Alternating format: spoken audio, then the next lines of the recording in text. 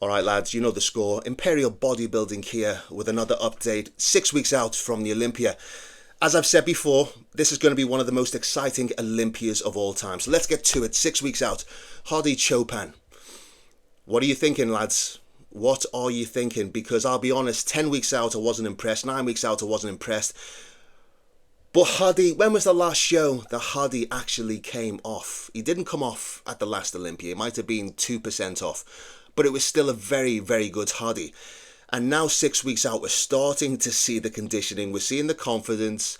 Nobody has a midsection like that. Tell me who has a midsection as complete, as dry, as crispy, as grainy. The obliques are the best probably I've ever seen. I don't know who comes close to that. So Hadi is very polished. The only place that Hadi, I would doubt Hadi, is from the back. Yeah, he's wide, he's added width. The only place I would say I see slight asymmetry on the back. His arms look, I'm not going to say melted. His rhomboids look, he hasn't got the width. But this might just be the light. He's obviously very confident and he's not stupid. From the front, the legs are there, the arms are there. As we can see here, they look hard, they look full. You can't tell 10 weeks out. It's like Hadi, once he takes the 6 weeks out spot, he just comes to life and he just looks like his traditional self. Hadi has added mass. I mean, we see him here. This is one of his greatest packages of all time to date against Samson. Is he big? Obviously, Hadi is probably about 5'5", 5'6", so he's never going to look immersive and just have that gargantuan size that someone like Samson does. But it's just the polishing, the details. And we turn from the back where Hadi can be exposed, and I believe he will be exposed by the likes of Derek and Nick just because of their sheer size. But against Samson, who doesn't have, you look downstairs, he doesn't have the best glutes, he doesn't have, the details from the hamstrings, where Hadi does. Hadi's just very complete, but upstairs, Hadi does lack density. And I don't think that he's added. So if we're going to be exposed, if Hadi's going to be exposed by Nick Walker, by Derek Lunsford, who are meatier on the back, then for me, it could be a very close Olympia. We have to see guys on stage. It's very hard to work these guys out when they are in a room that has the greatest lighting. It's just very difficult to work them out. But in terms of polish, you see the midsection. Hadi Choopan is very complete, and I'll say it again, I think other commentators have said this, that he's the most complete bodybuilder since the Heath era. He just is. Now, moving on, a bodybuilder that is completely different to Hadi Choopan is the mighty Nick Walker.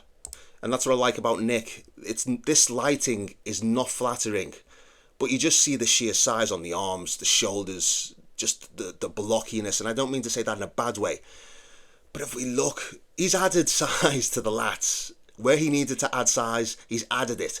The arms, tell me who's got better arms since Ronnie Coleman. I even think they're better than Ronnie Coleman because they're fuller.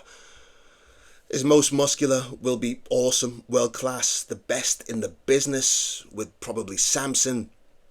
And Nick, he is just an absolute specimen. Levrone-esque in the arms. The only place I think Nick needs to improve is polish. He needs to stop going on stage chewing gum, hold the stomach in check, but as we turn to the back, it's lights out. This is something that Hadi doesn't have. It's something that Samson doesn't have. And even Derek. I don't think there's anyone that has a back double like that. So for me, Nick Walker, he's on his way, and it's going to be an amazing Olympia. I couldn't tell you who's going to win. Mike Sommerfeld. The more and more I see Mike, the more and more I see why people rate this guy so much. His conditioning is starting to come in, and as it does, we're starting to see the taper.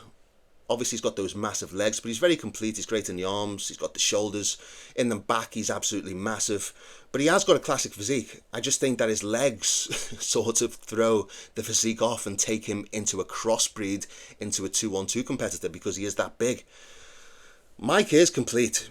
And do I think he's going to win? Yeah, probably. I mean, this was him against C-Bum at the Olympia. Well, let's be honest. On paper, yeah, Mike was close.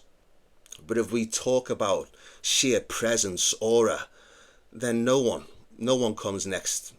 You can't compete with C-Bomb. It's just game over. And that's why I think Chris Bumstead will come back, just because he is a competitor and he loves the sport of bodybuilding from the back even. Just because Chris is over 6 foot, so he's going to have the advantage. The classic physique division favours the taller guy. But again, you cannot, nitpicking, how do you take someone like Mike Sommerfeld apart, guys? Let me know. He's extremely complete, and a lot of you are saying that he's 2-on-2. 2-on-2 guys don't have that midsection. But again, as good as he is, my eyes are just drawn to C-Bomb every time. And that's why I think this division is going to be so close without C-Bomb. Because you've got the likes of Mike Sommerfeld, you've got Raymond Dino. Obviously yours will not be competing. But yeah, it's going to be close. I think it'll be between Raymond and also Mike. But Terence Ruffin, Terence has never really impressed me. Is he classical? Yeah, absolutely. He's got, that beautiful vacuum. He looks great from the back. But he just doesn't blow my mind. The arms are quite flat. But if you look at the taper, you look at the midsection, the chest, the details, he looks excellent on stage. And for me, he always had that sort of black man, thick skin. I'm not saying he doesn't come in condition, but I just don't think he comes razor sharp like someone like Raymond Dino or Mike Sommerfeld, just because he has that sort of Samson thick skin. Now, talking about another guy that has transitioned into the Open, it's going to be very interesting next week at the Italy Open. Urs Kalecinski has added nearly 50 pounds of muscle going into the Open, and it's going to be so interesting to see how he gets on against the likes of Quinn Beastwood and just other behemoths in the Open. It's going to be very interesting. I like Urs. I think he has a lot of charisma. Obviously a lot of people like him, but do I think that he can transition into the Open? Just because he's added 100 pounds doesn't mean that it's all muscle. He needs more from the back, he needs more from the arms, the chest, the legs obviously are world class. But let me know, do you think it's a good idea that Urs is going into the Open? And do you think he can beat subpar pros, third tier pros like Quinn Beastwood, like Sergio Oliva? Let me know your thoughts.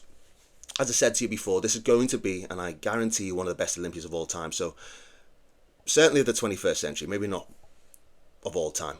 Let me know what you think, guys, and if you haven't already, leave a comment and subscribe, and I'll see you soon.